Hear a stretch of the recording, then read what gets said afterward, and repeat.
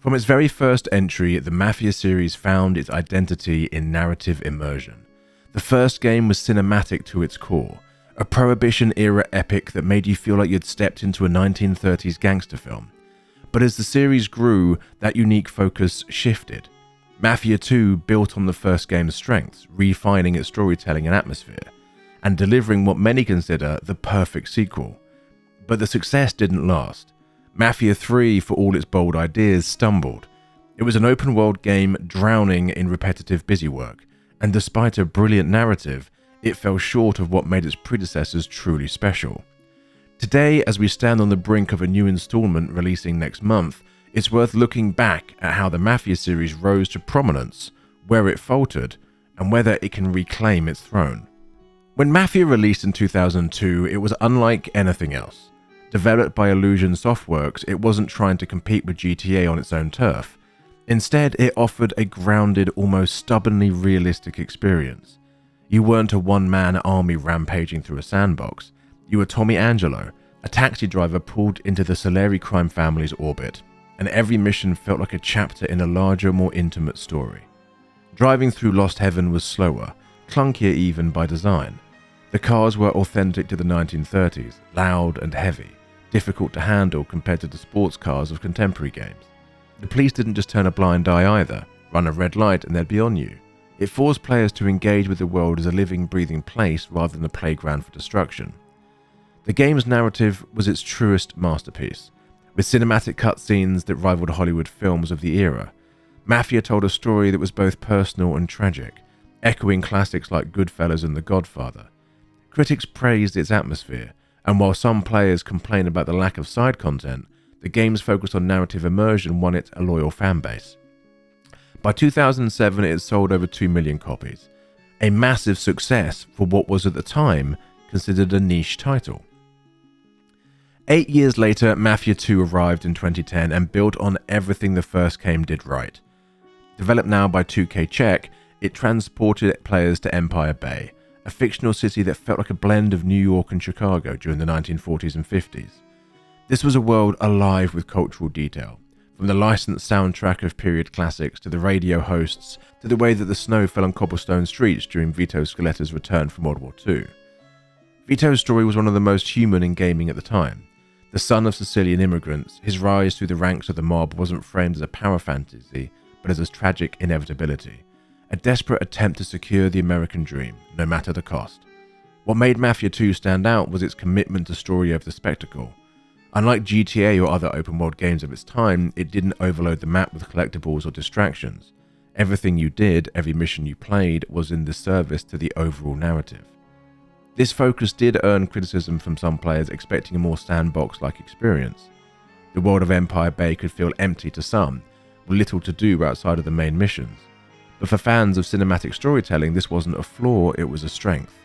Mafia II sold over 5 million copies, cementing itself as a success. Its detailed world building and character-driven storytelling still to hold up as some of the best narrative work in gaming. In 2020, Hangar 13, the studio now overseeing the franchise, took a bold step with Mafia Definitive Edition. This wasn't a simple remaster of the original, it was a full ground-up remake of the 2002 classic, rebuilt with modern visuals, improved gunplay, and expanded dialogue. The result was nothing short of stunning. Lost Heaven was reborn with cinematic beauty, streets glistening with rain, cars roaring with a satisfying heft, and characters given a newfound emotional weight through motion-captured performances.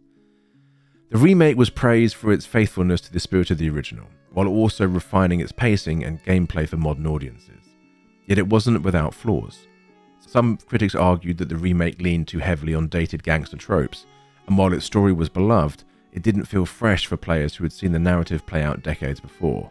Sales were solid, with the definitive edition contributing significantly, with 2 million units sold. But its real impact was reminding everyone just how special this series once was. When Mafia III launched in 2016, it seemed poised to bring the series into a new era. On paper, it was everything fans could have wanted. Set in 1968 New Bordeaux, a fictional version of New Orleans, it tackled themes rarely exploited in mainstream games. You played as Lincoln Clay, a biracial Vietnam veteran seeking vengeance against the Italian mob that betrayed him. The story was presented like a crime documentary, complete with interviews, flashbacks, and an unforgettable soundtrack that perfectly captured the late 60s. Narratively, Mafia III was strong. It explored racial tension, trauma, and revenge in a way that felt raw and authentic. But its gameplay systems undermined that brilliance. The open world design was bloated with repetitive side missions, clearing out districts, grinding through nearly identical outposts, and managing underbosses. What could have been a tightly focused revenge narrative instead got buried under a mountain of busywork. Technical issues didn't help. Poor AI, bugs, and inconsistent performance led to a rocky launch that tarnished its reputation. While Mafia III did well commercially thanks to heavy marketing, selling millions of copies, it was widely considered a step backwards creatively. In its attempt to compete with games like Far Cry and Assassin's Creed, it lost the narrative focus that up until now had defined the series. Today, the Mafia series is remembered for two things: its exceptional storytelling and its inability to balance the narrative focus with modern gameplay expectations. Mafia 1 and 2 are still regarded as benchmarks for cinematic single-player experiences. The remake of the first game proved that even after nearly 2 decades, the bones of that story still resonated with players.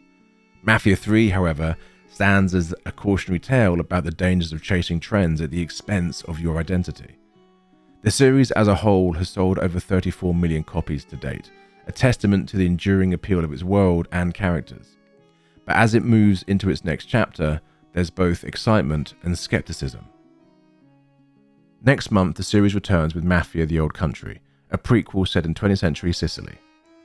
Early impressions suggest a return to the smaller, more narrative-focused design that made the first 2 games so beloved. Rather than sprawling open-world chaos, it promises a densely crafted world with cinematic storytelling at its heart. If The Old Country can strike the balance between modern mechanics and the narrative immersion that define the franchise, this could mark a true rebirth for the Mafia franchise. The appetite for story-driven single-player crime dramas hasn't gone away. If anything, it's stronger now in an era dominated by live service titles and multiplayer grinds. Mafia will always be remembered as one of the few series that dared to treat video games like a serious storytelling medium. It gave us characters who felt real, worlds that felt lived in, and narratives that stuck with us long after the credits rolled. The first 2 games were triumphs of focus and atmosphere. Mafia 3 was a bold misstep, a reminder that bigger is not always better. Now, with a new chapter just weeks away, the question is whether Mafia can reclaim its place among the greats. Can it rise once more, not by copying the open world formula, but by doing what it has always done best? Telling powerful stories about loyalty, betrayal, and the high cost of ambition. We'll find out soon enough. If you've enjoyed this deep dive into the Mafia series, as always, please do like and subscribe, and until next time, something, something, something.